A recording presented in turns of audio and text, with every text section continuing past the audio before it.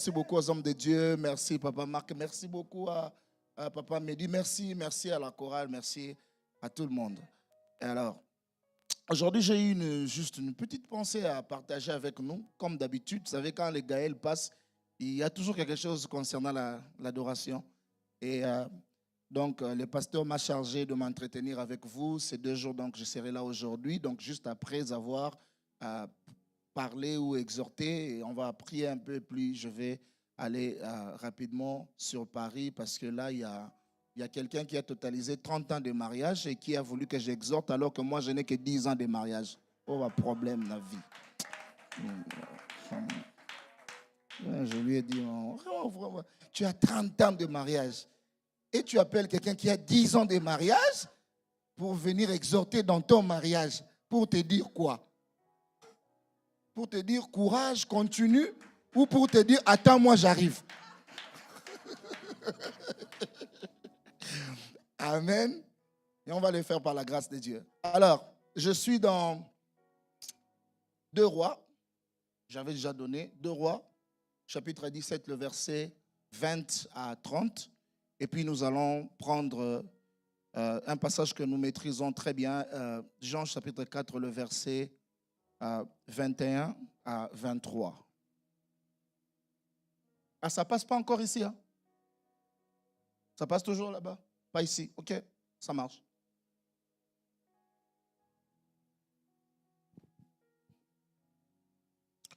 Ça, c'est quelle version que vous m'avez mis là? C'est lui, second?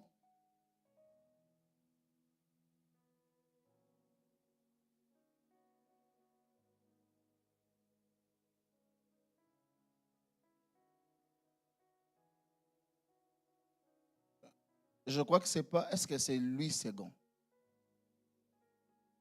Ok. Un instant.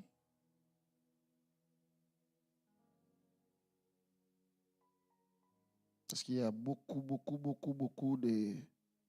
Oui, 2 Rois, chapitre 17. Hein?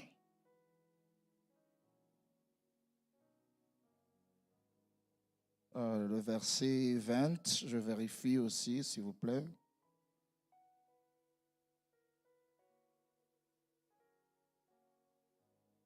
Ok, c'est la bonne version. L'Éternel a rejeté toute la race d'Israël, il les a humiliés, il les a livrés entre les mains de pillards et il a fini par chasser loin de sa face. Car, oui, Israël s'était détaché de la maison de David et ils avaient fait roi Jéroboam, fils de Nébat, qui les avait détournés de l'Éternel et avait fait commettre à Israël un grand péché. 22. Les enfants d'Israël s'étaient livrés à tous les péchés que Jéroboam avait commis. Ils ne s'en détournèrent point. 23. Jusqu'à ce que l'Éternel eût chassé Israël loin de sa face. Retenez bien, il a chassé Israël loin de sa face, comme il avait annoncé par tous les serviteurs, les prophètes. Et Israël était emmené captif loin de son pays, en Assyrie, où il est resté jusqu'à ce jour. 24.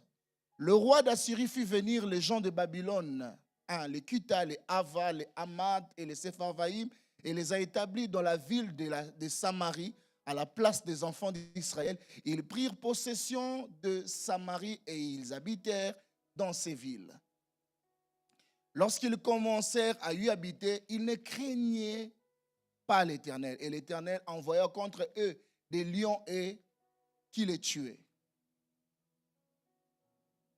On dit au roi d'Assyrie, les nations que tu as transportées, établies dans les villes de la Samarie, ne connaissent pas la manière de servir les dieux du pays. Et il a envoyé contre elles des lions qui les font mourir parce qu'elles ne connaissent pas la manière de servir les dieux du pays. Le roi d'Assyrie donna cet ordre: faites y aller l'un des prêtres que vous avez emmené de là en captivité. qu'ils partent pour s'y établir et qu'il leur enseigne la manière de servir du pays. Je préfère m'arrêter là. Nous prenons directement Jean chapitre 4, le verset 21 à 23. Ça, c'est la conversation de Jésus et la femme samaritaine. Hein? Femme, lui dit Jésus, crois-moi, l'heure vient où ce ne sera ni sur cette montagne, ni à Jérusalem que vous adorerez le Père.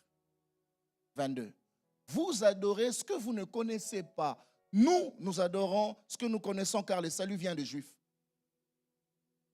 Mais l'heure vient, et elle est déjà venue, où les vrais adorateurs adoreront le Père en esprit et en vérité, car ce sont là les adorateurs que le Père demande. Ou recherche selon d'autres versions, on dit, car Dieu est esprit, il faut que ceux qui l'adorent en esprit et en vérité. Est-ce qu'on peut acclamer pour la parole de Dieu? Pendant quelques minutes, je vais m'entretenir avec vous sur ce thème, adorer en esprit et en vérité. Pourquoi on parle d'adorer en esprit et en vérité? Parce que celui qui se tient devant la femme, c'est celui qui est l'incarnation de la vérité. Mais adorer en esprit et en vérité, en fait, c'est quoi? La fois passée, lorsque nous étions là, on a essayé un peu d'aborder sur l'adoration. Nous avons défini l'adoration comme étant une expression d'une vie consacrée. Nous avions dit que l'adoration était une relation qui consiste à être une relation d'amour, qui consiste à être tel que Dieu est, le renvoyer l'image de sa personne. Et on a parlé aussi de l'adoration comme étant une relation personnelle avec le Seigneur. Nous avions aussi dit que l'adoration avait un sens d'obéissance aussi, parce que quand Dieu demande à Abraham d'aller offrir son fils, donc Abraham devait obéir. Et c'est là que nous voyons pour la première fois les termes adorer dans la Bible puissent apparaître. Et c'est dans Genèse, je crois, chapitre 22, le verset 5, où Abraham dira à Isaac, au serviteur, vous restez ici, moi et mon fils, nous irons là pour adorer. Et le terme adorer, on a expliqué, la fois passée, on a parlé des abad qui voudrait dire servir. Et on a parlé aussi des chakra qui veut dire se prosterner visage contre terre. Et nous avons parlé aussi des colérés qui veut dire se prosterner à l'honneur d'Adonai. Donc il y a beaucoup de définitions, tout dépend du contexte dans lequel on utilise le mot adoration. Et donc, l'adoration, c'est aussi ressembler à son Créateur. Mais ici, nous parlons sur adorer Dieu en esprit et en vérité. Laisse-moi vous faire juste quelques rappels. Jésus vient d'où? Jésus vient de la Judée. Il part où? Il est en train de se diriger vers la Samarie, non, vers Galilée, mais il doit passer par la Samarie. Et la Bible dit comme il fallait qu'il passât par la Samarie. Ici, on est en train d'utiliser le verbe falloir parce que c'était une obligation, pas par rapport à la divinité de Jésus, mais par rapport à une demande. En fait, Jésus est en train de réparer quelque chose qui a été quand même détruite. Il faut le dire comme ça. C'était le problème d'adoration. Mais quand la Bible dit comme il fallait qu'il passât par la Samarie, c'est là. La Bible ne donne pas l'ordre à Jésus, mais on montre la nécessité de la chose. L'adoration a été ternie, mais Jésus veut la restaurer par une femme impure. C'est Jésus qui voudrait vraiment restaurer l'adoration, mais par une femme impure. Mais qu'est-ce que Jésus fait? La Bible dit il arrive dans le puits de Jacob, près de Sichar. Il dit à ses disciples, allez chercher de quoi manger, mais parce que quand vous essayez un peu d'avancer, plus tard vous allez voir qu'il a demandé aux disciples d'aller acheter à manger, mais Jésus n'a pas mangé. Parce que le problème de Jésus, il voulait rester avec cette femme pour essayer un peu de parler avec cette femme. Il faut dire que cette femme était une femme rejetée. Dans la société israélite, lorsqu'une femme veut aller puiser de l'eau, elle ne peut jamais aller seule. Même dans nos villages, elles partent toujours ensemble. Mais pourquoi cette femme allait puiser de l'eau seule? C'est parce que la vie de la femme ne plaisait à personne. Alors, tous les enfants, tous les parents ont décidé que leur fille ne puisse pas s'approcher de cette femme. Mais Jésus a trouvé cette faiblesse stratégiquement bien pour lui parler des choses célestes. Et la Bible dit ceci, quand Jésus arrive, la première des choses, Jésus demande de l'eau. Jésus envoie les disciples pour aller chercher de quoi manger. Il n'a jamais mangé cette nourriture. Jésus demande à la femme de l'eau et à la fin, vous allez voir, il n'a même pas bu. En fait, l'objectif était autre chose. À l'époque de Jésus, le territoire de Babylone était divisé en 3 parties. Il faut retenir ça. Judée au sud, Samarie était vraiment au centre et Galilée au nord. À cette époque, il y avait 2 possibilités pour quitter la Judée et se rendre en Galilée. Donc, soit tu pouvais prendre la route longer la vallée du Jourdain, soit tu pouvais traverser la Samarie avec les implications qu'il y avait, parce qu'à l'époque, il n'y avait pas d'attente. Et donc, les Samaritains, les Juifs ne s'attendaient pas. Lorsqu'un Juif passait par la Samarie, il s'est passé 2 choses. Soit c'est la bataille, soit ils vont se chamailler. Parce qu'ils ne s'entendaient pas. Je vais vous dire pourquoi. C'est quoi les problèmes des Juifs et les Samaritains? Parce que quand Jésus vient, il dit, donne-moi à boire. La femme dit, messieurs, moi je ne peux pas te donner à boire parce qu'en effet, nous les Samaritains et vous les Juifs, il n'y a pas d'attente. Jésus sortira un principe, il dit, si tu connaissais le don de Dieu, là il est en train d'évoquer Jean 3,16, il a tant aimé le monde et il a donné son fils. Il dit, si tu connaissais le don de Dieu, c'est lui qui te demande à boire, toi-même tu lui aurais demandé de l'eau vive et il t'aurait donné de l'eau vive. Et la femme trouve que ça devient sérieux, il dit, maître, mais l'époux est très profond. Mais où est-ce que tu auras les récipients pour essayer un peu de puiser? Jésus dit, cette eau que tu vois là, ça peut te tuer. Mais l'eau que je te donnerai, c'est la vie éternelle. La femme dit, ok, donne-moi alors de cette eau pour que je boive. Je suis fatigué. Les amis, ma famille ne m'aiment plus. Je suis fatigué pour que je ne vienne plus ici. Jésus dit, ok. Ça devient intéressant. Appelle-moi ton mari. La femme dit, jusqu'à ce niveau, il dit, je n'ai point de mari. Jésus a dit, oui, effectivement, tu n'as point de mari. Et Jésus a utilisé un peu de la prophétie pour attirer l'attention. Il dit, en cela tu as dit vrai parce que tu as eu 5 et celui que tu as maintenant n'est pas ton mari. Et la femme dit, ici ça devient encore sérieux. Comme je découvre que celui qui est en face de moi n'est pas seulement un interlocuteur, mais c'est aussi un prophète, alors je vais évoquer un problème lié à la prophétie. Il dit, vous, le juif, parce qu'ils se connaissent, vous voyez, aujourd'hui à Kinshasa, les Congolais et les Rwandais, on se connaît en fait. Quand on dit, tu peux décrire un Congolais, vous pouvez décrire un Congolais, vous n'avez pas besoin d'aller à gauche, à droite. La première des choses, sa façon de s'habiller. Donc, quand vous voyez quelqu'un bien habillé, chiquement habillé, c'est que c'est un Congolais. Partout, c'est comme ça. Et puis, la deuxième des choses, quand vous voyez un ambianceur, bon, je m'arrête là. C'est un Congolais. Mais quand vous voulez découvrir un Rwandais, moi je parle de Rwandais parce qu'on est tellement frontaliers. Hein? Je ne parle pas des colons, moins encore des autres. Quand vous voyez le Rwandais, la première des choses, regardez le front. La deuxième des choses, regardez la taille. Ils ont tous la taille de l'une droite verticale. Ils fournissent les efforts pour ne pas grossir, moins encore de maigrir. Ils restent le même hier, aujourd'hui et éternellement. Ça, c'est un bon Rwandais qui se respecte. Mais il y a aussi l'exception. Hein? Parce que même dans le Congolais, il y a aussi l'exception. Moi, je ne m'habille pas comme les autres. D'ailleurs, le Seigneur m'a fait grâce. Moi, je n'aime pas m'habiller selon vos modes là. Je n'aime pas. Quand quelque chose est sorti, tout le monde porte. Moi, je ne porte pas. Pourquoi? Parce que moi, je lis dans ma Bible, dans Romains chapitre 12, le verset 2, on me dit, ne vous conformez pas au siècle présent, mais soyez transformés par le renouvellement de l'intelligence, afin que vous discerniez. Les discernements, ça manque toujours. Alors moi, je discerne, je comprends que quand ça sort comme ça, je ne sais pas ça vient d'où. Il y a un monsieur qui s'appelle Versace, il reste dans sa maison et il est en train de télécommander les gens et vous voulez que moi je porte ça. Il n'a même pas reçu Jésus, lui-là. Oh non, mais moi, vous voyez, ces jours ici, il faut des stress. Quand ça fait ça, c'est tellement joli. Et quand tu finis, tu prends l'appareil photo, tu mets comme ça, tu dis, chouette, ça c'est le péché. Ne vous conformez pas. Bon, je ferme cette parenthèse. Au siècle présent, mais soyez transformés par les renouvellements de l'intelligence. Il faut dire que l'Empire babylonien et les Assyriens avaient deux modes d'opérer pour les Israéliens.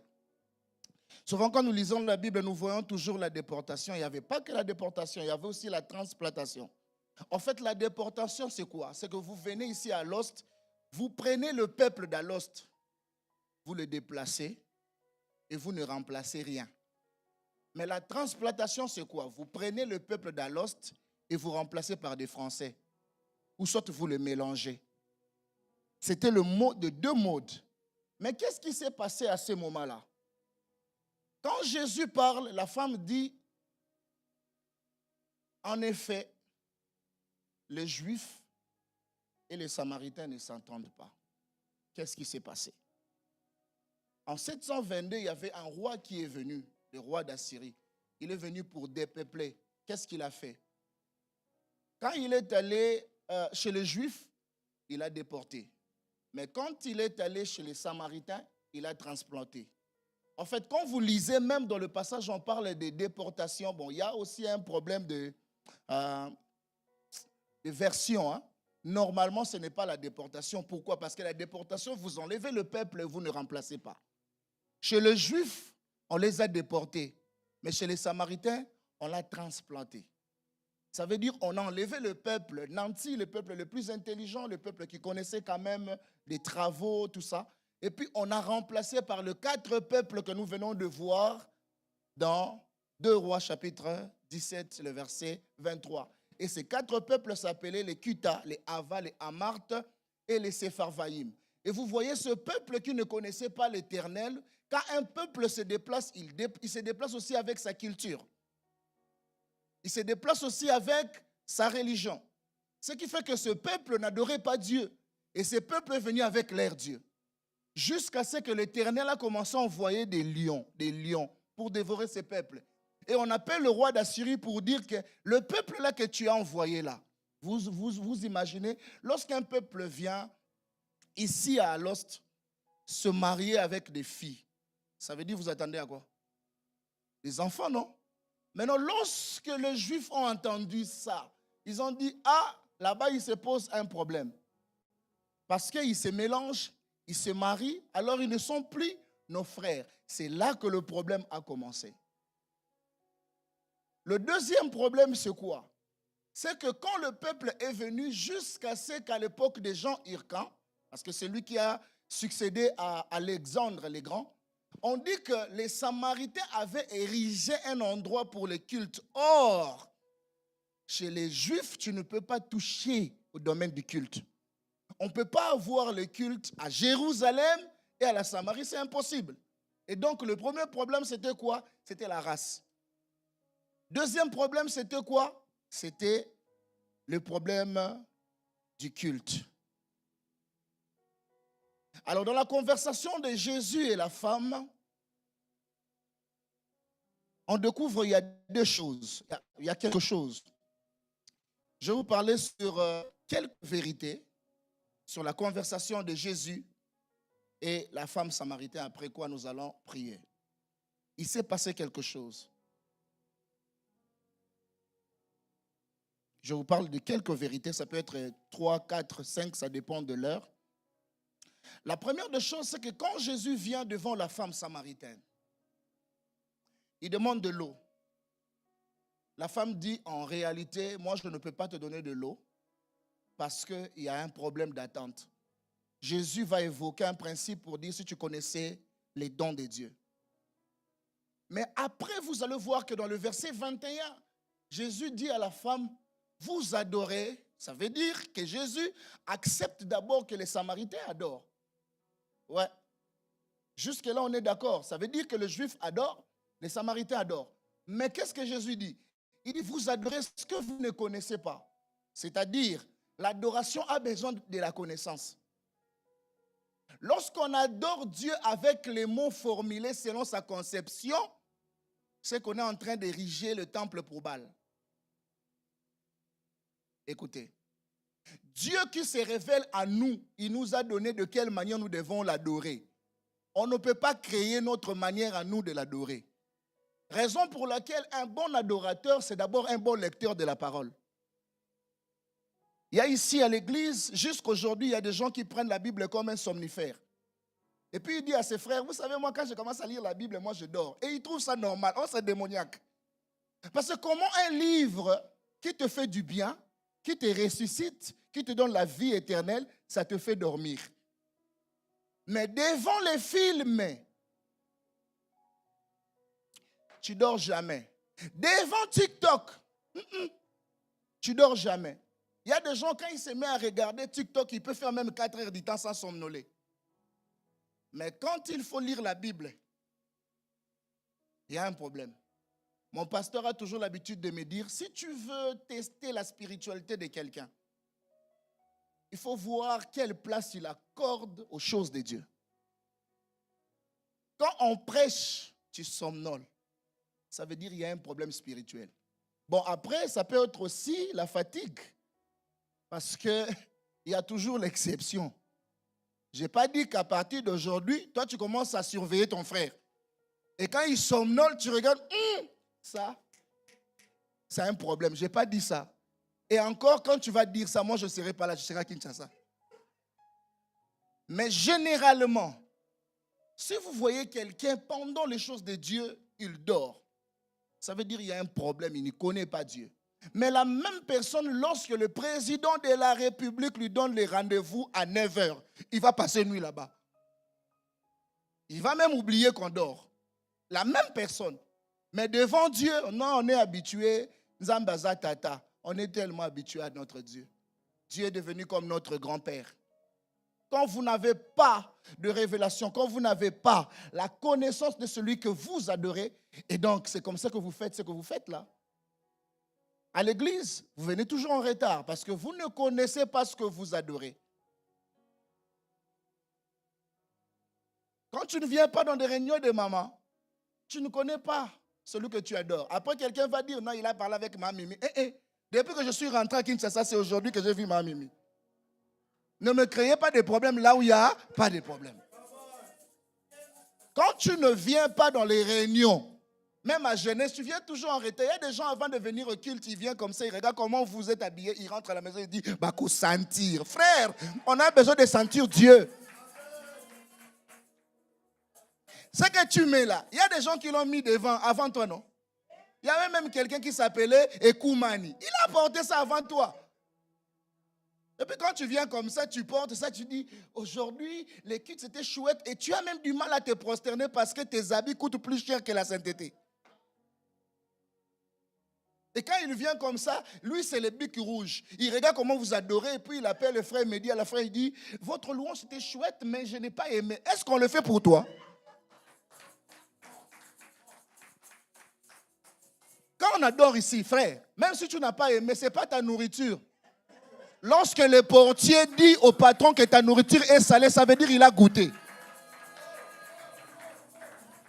L'adoration, c'est la nourriture du Seigneur. Ce n'est pas ta nourriture à toi. Si c'est salé pour toi, c'est délicieux pour l'Éternel.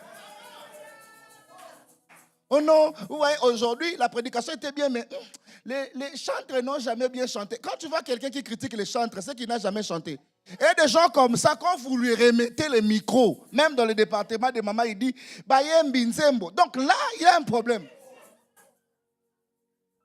Mais il se met à critiquer tout le monde. Il y a des gens comme ça, quand ils viennent au culte, il vient avec sa Bible, son calepin pour chercher les points forts et les points faibles du culte pour aller voir les pasteurs. Donc le pasteur là n'a pas de femme, n'a pas des enfants pour t'écouter toi. Enfin, il y a quelqu'un comme ça, je reste à la maison avec ma femme, on est en train de jouer au Nintendo. On joue au Nintendo et puis il y a un frère qui vient. Pasteur Trésor, est-ce que tu peux me parler de l'eschatologie? On l'a raté. L'adoration, c'est aussi une relation, non? La relation, ce n'est pas par rapport à notre Dieu, c'est aussi avec ma femme. Et pendant que moi, je suis en train de renforcer, parce que je suis tout le temps partant, toi, tu viens avec l'eschatologie, que Dieu te pardonne.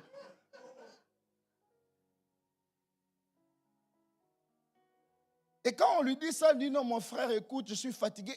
Et en tout cas, vraiment, le pasteur Guy Kobe, quand on a commencé l'église, il n'était pas comme ça. Hein. Il a changé. Maintenant, il nous accorde seulement 10 minutes, 10 minutes. Et ça veut dire que toi, tu es venu ici pour ensorceler l'église pour que nous n'ayons même pas 1 million de personnes. Au lieu de l'église de Kola. Et puis tu es normal.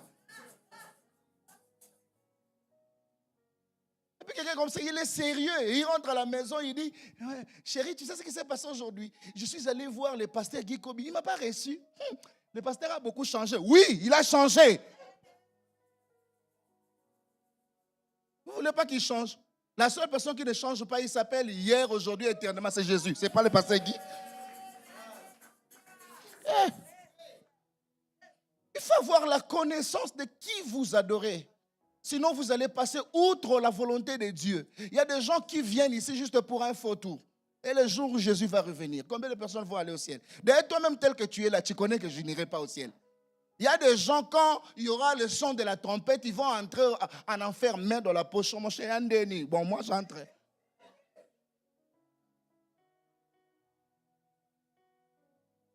Écoute ceci. La Bible dit dans Daniel, chapitre 11, le verset 32. Il séduira par le flatterie le traître de l'alliance. Mais ceux du peuple qui connaîtront les noms de leur Dieu agiront avec fermeté. Combien de personnes à l'église de Dieu aujourd'hui disent non au péché? C'est ici dans le message que vous n'allez pas m'aimer. Vous allez me pardonner d'abord, je dois parler. Combien de personnes sont sensibles aux choses de Dieu à l'église? Combien de personnes se marient tout en étant vierges? Là, on ne touche même pas parce qu'on dit non, c'est la mondialisation. La Bible n'est pas mondialisée. La Bible est d'actualité depuis l'ancien temps jusqu'à aujourd'hui. Oh non, pasteur Trésor, vous voyez, il faut contextualiser. Vous êtes à Kinshasa parce qu'il y a la Bible pour Kinshasa et la Bible pour Alost. Non. Oh non, il faut contextualiser. Vous savez, ici en Europe, c'est bizarre. Il y a des gens comme ça, ils ne travaillent même pas et ils n'ont même pas les documents. Mais ils viennent toujours en retard. Oh non, vous savez, ici, c'est busy. Nzambali Mbiso avec ton busy là. 1 Chronique, chapitre 28, les versets 8 à 9. Écoute ce que David dit à son fils Salomon. Il dit, maintenant je veux partir. Il dit, maintenant, en présence de tout Israël, de l'assemblée de l'Éternel, en présence de notre Dieu qui nous entend, je vous conjure d'obéir à tous ces commandements, l'Éternel votre Dieu, et de chercher à les connaître avec un cœur sans partage.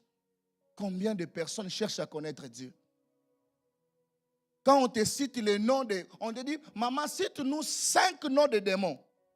Démons de poursuite, démons de malédiction, démons de... Mais quand on dit cite les 5 attributs de Jésus, tout ce que toi tu connais de la Bible, Jésus est le Seigneur et le Sauveur, c'est tout. Et puis quand les gens prêchent ici, les jours, moi je veux prêcher. Frère, tu vas prêcher et les passages bibliques vont disparaître dans ta tête. Vous savez, il y avait un frère qui discutait à Kinshasa avec mon pasteur là-bas et qui critiquait tous les prédicateurs. Et quand on appelle en réunion, le pasteur dit, comment vous avez trouvé les cultes? Il dit, pasteur, ça s'était très bien passé, mais le prédicateur n'est pas arrivé vraiment. Hein, Et c'était comme ça chaque jour. Et un jour, le pasteur a pris le micro, il dit, le dimanche, et puis dimanche, le dimanche, c'est frère José qui va prêcher. S'il y a un frère José, excuse-moi, c'est juste un nom que j'utilise par hasard, c'est pas toi. C'est le frère José qui va nous prêcher. Lui-même, il a dit, ouais, ça y est, la gloire de Dieu va descendre. Et comme toujours des frères comme ça ont toujours des fan clubs, il appelle les mamans de l'église, il dit, venez, ne manquez pas les dimanches, la gloire de Dieu va descendre. L'homme à la langue brûlée va parler. Et vous voyez, quand quelqu'un fait sa promotion pendant la semaine, les gens disent, ah non, c'est dimanche ici, on ne va pas manquer parce que le frère José, lui, il prêche bien.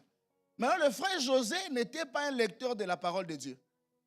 Vers jeudi soir, vendredi matin, il trouve un passage biblique et il va couper une tige pour mettre là où il y a les passages bibliques. Maintenant, chaque jour, quand il marche comme ça, il marche, il regarde, il dit, ils vont sentir le dimanche. Ils vont sentir le dimanche. Et comme le Seigneur est bon en tout le temps, le samedi, il a tout vérifié, il a mis des trucs. Et le dimanche, quand il vient, le Seigneur récupère ses tiges. Il n'y avait plus de tiges. Et le frère est venu comme ça, il dit, bien-aimé dans le Seigneur, vous savez, il y a la connaissance des choses de Dieu. Et aujourd'hui, ce que je veux vous dire, vous n'avez jamais entendu. Les gens disent, c'est qu'aujourd'hui, là, on va rester ici. Les frères demandent au chantre, chantez-moi un chant.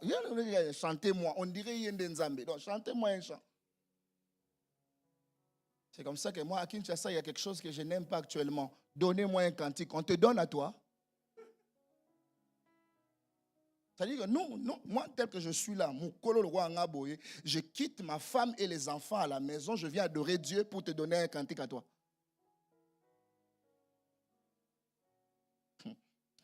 Et puis on lui donne les chants. Les frères cherchent le passage biblique. Ils ne trouvent pas. Ils cherchent à bouger, ils bougent la Bible comme ça. Il n'y a pas le passage biblique. Ils demandent encore deuxième chant. Nous, là, comme les chantres, on souffre. On entonne des disques demandés. On entonne. Il demande encore troisième chant. On entonne. Maintenant, le frère dit, au lieu que ça se passe comme ça ne peut pas se passer comme ça. Il faut que je parle de quelque chose. Écoute la prière, le frère va faire. Il reste comme ça du haut de la chair. Il dit, Seigneur, je ferme ma Bible. Là où je veux ouvrir, le passage que je lirai, c'est le passage que je vais exhorter. Comme Dieu est bon en tout le temps, il ouvre comme ça, il tombe sur Matthieu chapitre 1, le verset 1. La généalogie de Jésus. Le frère dit, c'est que Dieu veut que je parle de la généalogie de Jésus. Il commence. Abraham engendra Isaac. Isaac engendra Jacob. Jacob engendra ses 12. Et puis, il finit la généalogie. Il ferme la Bible, il regarde l'église, il dit, et toi tu as engendré qui? Que Dieu bénisse ta parole.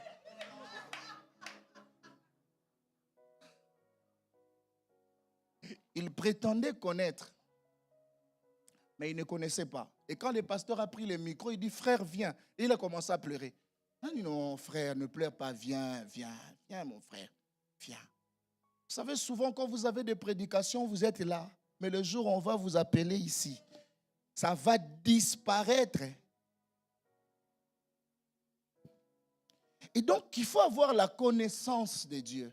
Et quand vous avez la connaissance, il ne faut pas vous présenter, frère, à l'église, laisser que le Seigneur te présente. Même si tu as fait 5 ans et qu'on ne sait pas que tu es un bon intercesseur, garde le calme, sois calme. Habakkuk dit quoi?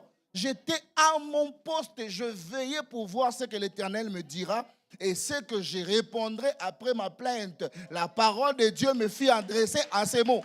Fils de l'homme, écris cette prophétie, grave-la sur des tables, car c'est une prophétie dont le temps est déjà fixé. Elle marche vers son terme, elle ne mentira point. Mais si ça arrivait que ça tarde, fais quoi? Toi, tu n'attends pas pourquoi? Tu es pressé à l'église, tu veux exercer. Non, moi je dois prêcher, moi je dois interpréter, moi je dois chanter. La Bible dit, fais grâce aux humbles.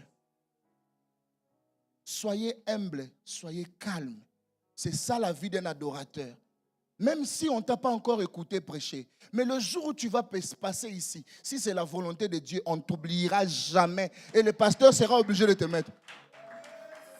On ne t'oubliera jamais. Mais tu critiques technique. Tu critiques l'évangélisation. Non. Tu vois, ces jours ici, les membres ne viennent pas. C'est que les pasteurs se comportent mal. Toi. Tu critiques l'intercession.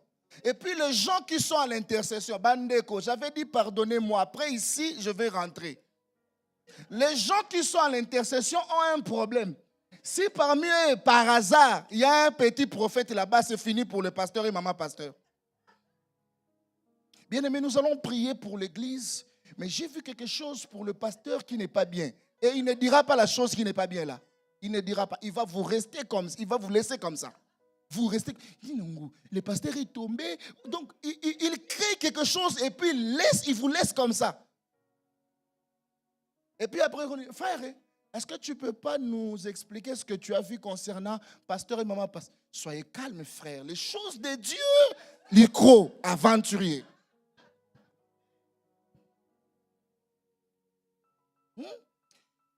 Vous voyez tel que nous sommes là.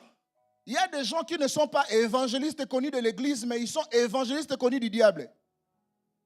Vous savez, les évangélistes du diable, ils font quoi?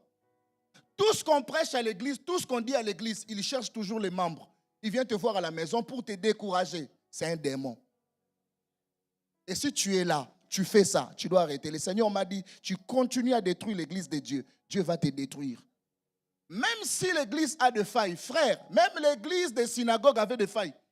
Jésus-Christ étant Dieu, il vient comme ça tout en étant Dieu. Mais parmi les gens qu'il a choisis, lui-même, il sait qu'il y a un voleur ici et il y a quelqu'un qui va me vendre. Jésus. Et quand tu lis dans Matthieu chapitre 4, la Bible dit quoi? Le diable transporta Jésus. Toi, pour penser que le diable peut transporter, je te dis oui, lis ta Bible. La tentation de Jésus, le diable l'a transporté. La Bible dit le diable transporte. Transporter, c'est quoi? C'est prendre quelque chose du point A et le ramener. Donc, Jésus s'est laissé transporter par le diable. Et toi? Oh non, vous savez, nous sommes les spirituels. Nous, les choses spirituelles est là. Et tu es même dans l'impudicité telle que tu es là. Les choses spirituelles, Convertis-toi, frère. Arrête ça. Il faut connaître les dieux de tes pères. Il faut le servir avec crainte. Combien de personnes servent avec crainte ici? Quand tu viens à l'église, tout le monde te laisse. Le problème est arrivé. Et là, non, sincèrement, l'église ici, on ne me comprend pas. On te comprend que tu es quelqu'un qui divise.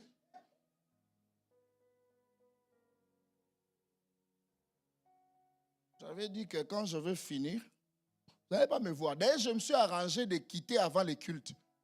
Avant que les cultes prennent fin, vous n'allez pas me voir. Parce que moi-même, quand le Seigneur m'a donné ça, j'ai dit, Seigneur, moi-même, Jésus a fui. Et qui suis-je? Moi aussi, après la prédication, je fuis. Fuir, c'est un verbe qui se retrouve dans la Bible. Donc si moi, le passage, je le conjugue, ce n'est pas un péché. La Bible dit, au diable, résistez. Mais à l'impudicité, fouillez. Maintenant, moi, je me pose la question. Entre l'impudicité et le diable, qui est fort? C'est que l'impudicité est plus fort que le diable. Quelqu'un qu'on te demande de lui résister, c'est que tu as la force. Mais quelqu'un qu'on te demande de fuir, ça veut dire on a regardé en toi. On a vu que tu n'as pas de force. Maintenant, l'impudicité, ce n'est pas ce que tu imagines. Toi, quand on parle d'impudicité, tu vois, non, ce n'est pas ça.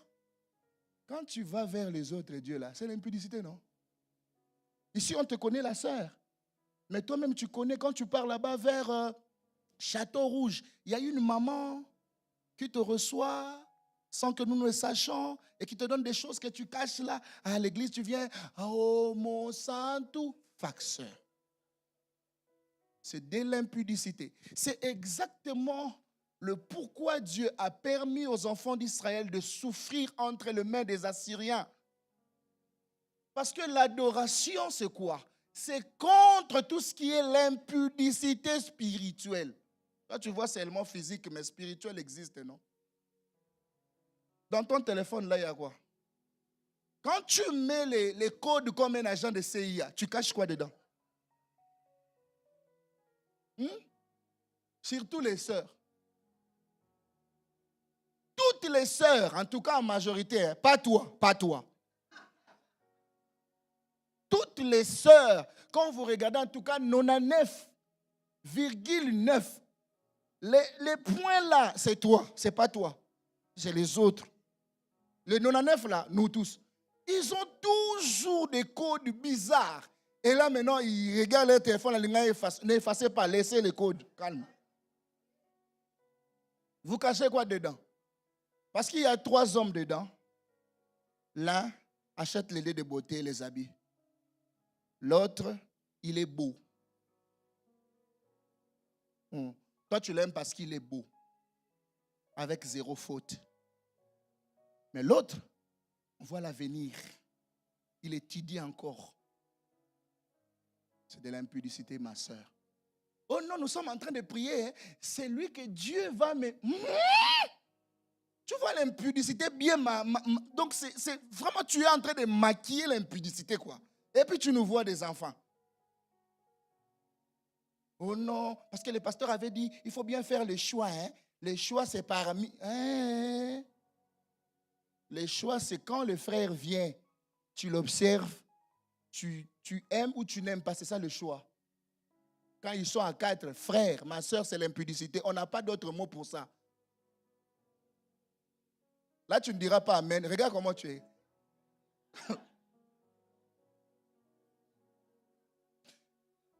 Papa, il y a une soeur chez nous là-bas. Moi, je l'appelais machine à voter. Vous voyez, il y a des soeurs, quand ils viennent comme ça à l'église, elles viennent comme ça. Tu n'as même pas un endroit de l'insulter. Elle a tout ce que les anges cherchent. Machine à voter. Elle n'a même pas besoin de l'électricité tactile. Elle-même. Elle-même, elle sort des bulletins de vote. Donc, machine à voter. Elle est tout. Et la sœur, c'est moi qui priais pour elle. Je dis, ma sœur, quand est-ce que tu vas te marier? Elle dit, oh pasteur, sois calme. J'attends l'homme de mon genre. Je dis, ok, c'est bon. On a commencé à prier. La sœur ne fait pas le choix. Vous voyez l'âge là, ça crée les rides, vous savez, non? Et quand la sœur est dans les quarantaines, la prière a changé. Avant, c'était quoi? Seigneur, donne-moi 0 faute, quelqu'un qui soit comme ça. Maintenant, il est resté avec 2 prières. Elle est restée avec 2 prières. Seigneur, s'il te plaît, donne-moi quelqu'un qui remplit ces 2 critères. 1, qui soit un homme. 2, qui respire.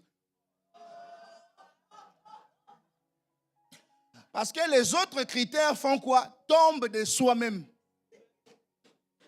On commence à chercher un homme qui respire. Continue avec ses fiertés. Tu vas chercher quelqu'un qui remplit seulement ces 2 critères. Qu'il soit un homme et qui respire.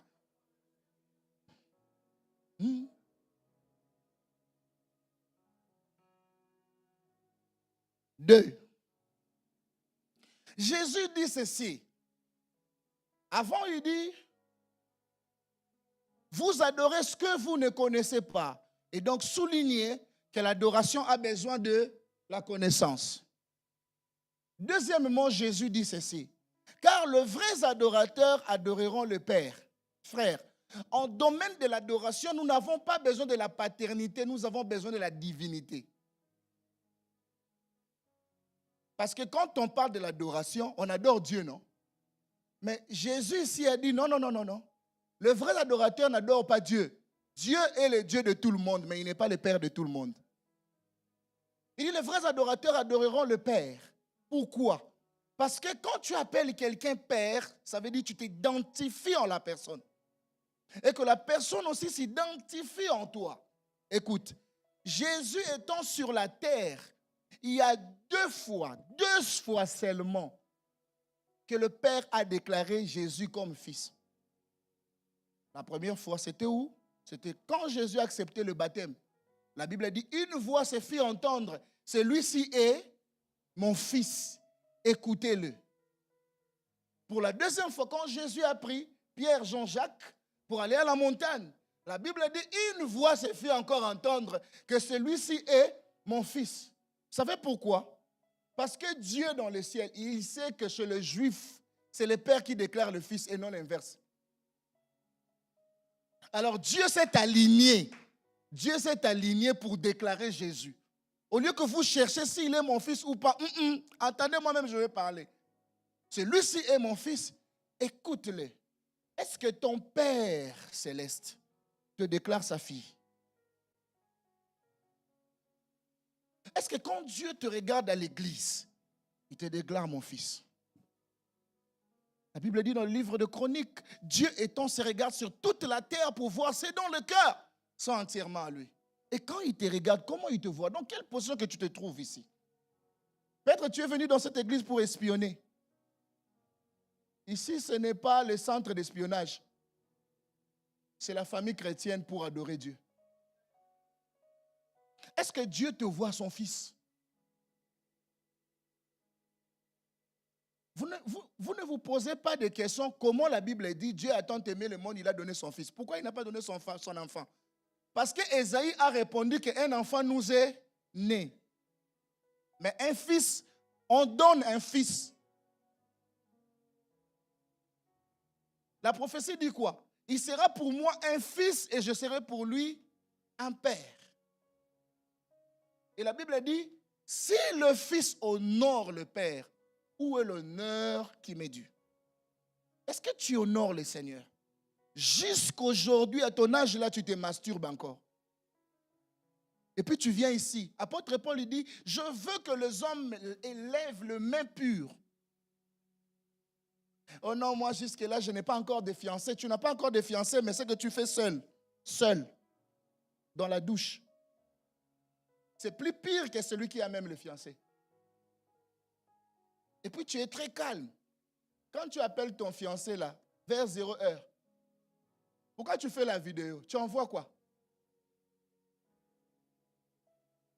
Oh non, si tu m'aimes, envoie-moi des photos.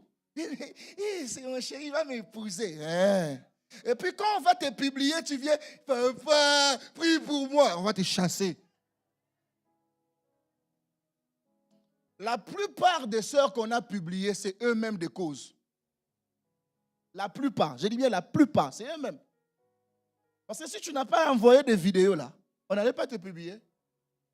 Moi, à mon âge tel que je suis là, quelqu'un m'appelle pour me dire envoie-moi des vidéos et puis j'envoie. D'ailleurs, quand tu m'appelles déjà vers 22 heures par vidéo, je ne décroche pas. Parce qu'à ces moments-là, je suis supposé me déshabiller pour être un peu... Donc, en fait, ces frères-là, ils connaissent qu'à ces heures-là, tu dois avoir des tenues bizarres.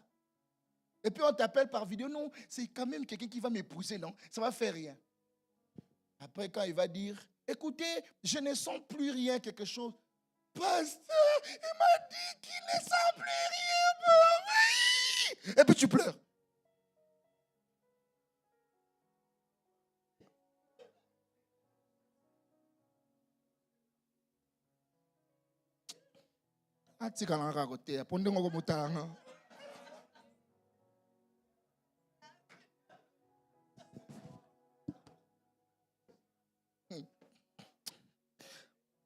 Mimi, laissez-nous prêcher comme ça. Vous savez, ce que nous voyons dans nos églises, des fois, c'est écœurant.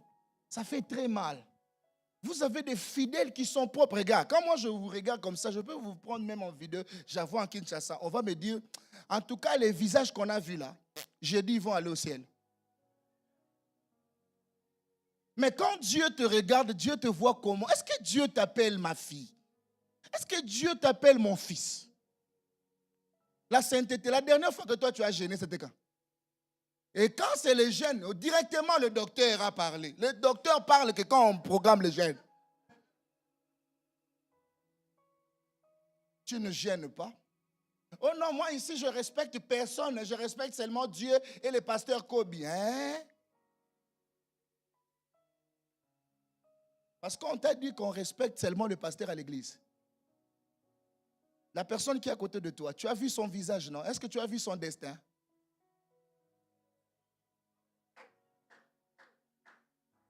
Tu ne respectes pas. Et puis, telle qu'elle est là, elle est en train de dire, c'était la louange, l'adoration, non? Maintenant, là, oui, je suis dans le thème. Oui, je suis dedans. Je suis dedans. Tu voulais que je te parle de quoi? Comme Alain Moloto.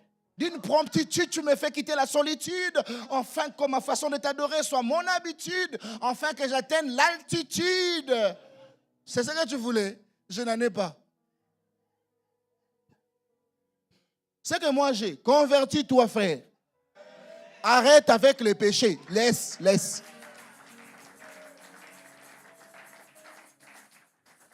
Si tu as des colportages, Si tu ne fais qu'insulter les gens dans ton cœur, il y a des gens quand ils te regardent comme ça, ils disent, frère Mehdi, je t'aime beaucoup. Au fond de toi, ils disent, toi, on te tamponne même aujourd'hui. Le jour où le Seigneur va dire, aujourd'hui à Lost, famille chrétienne, je vais commencer à faire passer la vie de tout le monde à l'écran. Nous tous, on va sortir. Parce qu'on va se rendre compte qu'il y a des meurtriers au milieu de nous. Il y a des meurtriers. Ça veut dire que tu parles avec elle, mais tu as déjà tué, ça fait des ans.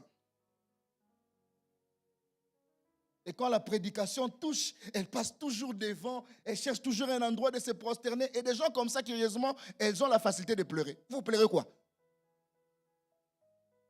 Au lieu de pleurer tes péchés dans la chambre, tu viens pleurer ici. Il y a des mouroirs ici pour pleurer. Ce que tu dois faire, frère, convertis-toi. Arrête ça. Quand Jésus vient aujourd'hui, est-ce que toi tu vas au ciel, toi? Hein? Il y a des gens que même tu as dit, jusqu'à ma mort, parlerai pas, je ne dresserai pas la parole. Ça, c'est moi. C'est comme ça que j'ai grandi. Même mes parents n'arrivaient pas à me changer de décision. Merci. Tu es fort. Mais attention. Tu es fort devant nous, mais pas devant Dieu. Il a ton souffle ici. S'il dit aujourd'hui c'est fini, c'est fini. Si aujourd'hui c'est fini, c'est fini. Nous avons une sœur, pour terminer par là, à Kinshasa, une sœur qui craignait le Seigneur, vierge. Mais un jour, les amis l'ont dit, mais écoute, toi aussi avec Dieu, Si aujourd'hui seulement tu le fais, une fois seulement, une fois, ça va faire quoi? Et toutes les sœurs se prostituaient, ça ne posait pas de problème. Le jour où la sœur a lâché, elle n'était pas seulement tombée grosse, mais elle a attrapé aussi le sida. Elle est venue à l'église et elle a pleuré. Pasteur, je sais que je suis un pécheur, j'ai fait du mal. Mais le Seigneur ne pouvait pas faire louper, même une seule fois. Le pasteur lui a dit, désolé, ma Bible ne m'a pas dit qu'il faut pécher même une seule fois. Je suis désolé, ma fille, je vais prier pour toi. Tu vas aller au ciel. Mais le sida, là, ça, c'est la grâce de Dieu. Aujourd'hui, tu dis seulement une seule fois, pasteur. Une seule fois. Je ne suis pas ici en train de culpabiliser quelqu'un. Mais je suis en train de nous mettre devant le fait accompli. La Bible est là, devant toi. Si vous voulez des prédications du genre, les seigneurs, ça là, c'est déjà entendu, non? Qu'est-ce qu'on va créer? Et puis nous, les prédicateurs, quand nous venons, nous connaissons déjà que les filles, souvent 80% des problèmes des règles douloureuses, excusez-moi. Et quand je viens ici, je sens que l'onction est là. Il y a des sœurs qui ont des règles douloureuses et ils vont sortir. On connaît. Et vous voulez comme ça, vous ne voulez plus de messages, mais vous voulez les massages.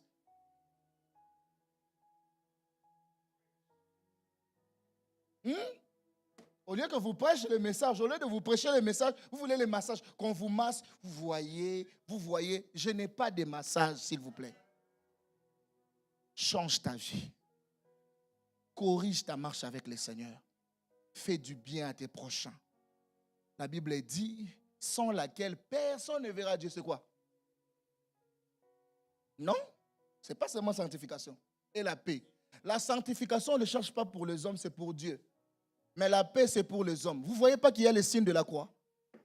Celui qui marche avec la croix de Jésus, il a toujours de bonnes relations avec ses contemporains et il a une bonne relation avec Dieu. C'est ça la croix. J'aimerais prier avec quelqu'un. Dans tout ce que j'avais écrit, le Seigneur m'avait dit de parler. Là où je vais m'arrêter, je vais m'arrêter. Souvent, lorsque nous vivons notre vie chrétienne, nous la vivons comme nous voulons. Tu peux vivre ta vie comme tu veux, mais la vie chrétienne a des principes. La Bible dit, si vos péchés sont rouges comme la cramoisie, je suis juste et fidèle pour vous rendre plus blanc que la neige. Et la Bible dit encore, non, la main de l'Éternel n'est pas trop courte pour sauver, ni son oreille trop dure pour entendre. Ce sont vos péchés qui vous éloignent de sa face. Qu'est-ce que le Seigneur voulait te dire aujourd'hui? Adorer en esprit et en vérité. Ce que tu dois être devant nous, c'est que tu es dans les secrets devant Dieu. Ça ne servira à rien de nous vendre l'apparence pour régner ce qui en fait la force. Tu as besoin de Jésus. Tu peux dire que je fais 5 ans dans la vie chrétienne, je sais comment ça se passe. Tu ne connais pas. Moi, j'ai 15 ans, plus de 15 ans dans la vie chrétienne, mais jusqu'aujourd'hui, je cherche toujours Dieu. Et je suis un enfant.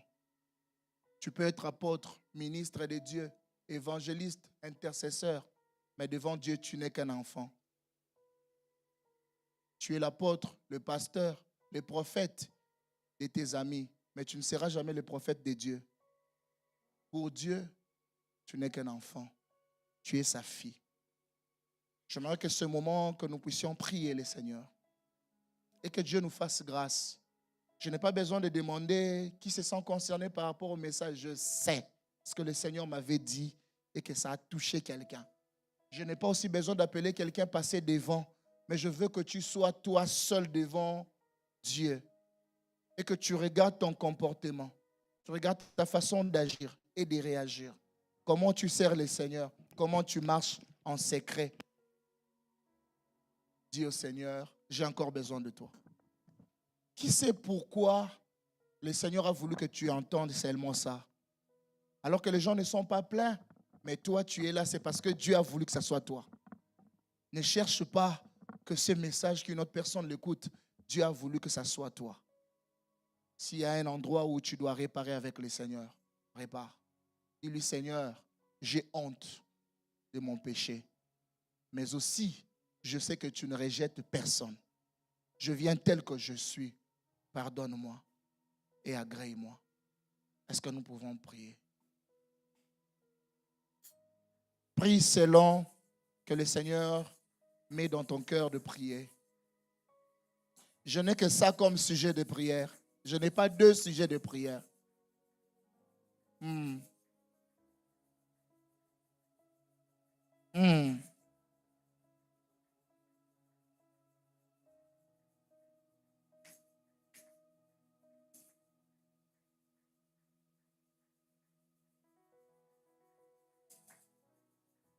La grande prière qui monte dans mon cœur. Gardez ton ciel ouvert sur moi. Fais de moi un vase pour ta gloire. Et que ma vie te plaise. Chaque jour, je demeure à tes pieds pour t'offrir ma vie en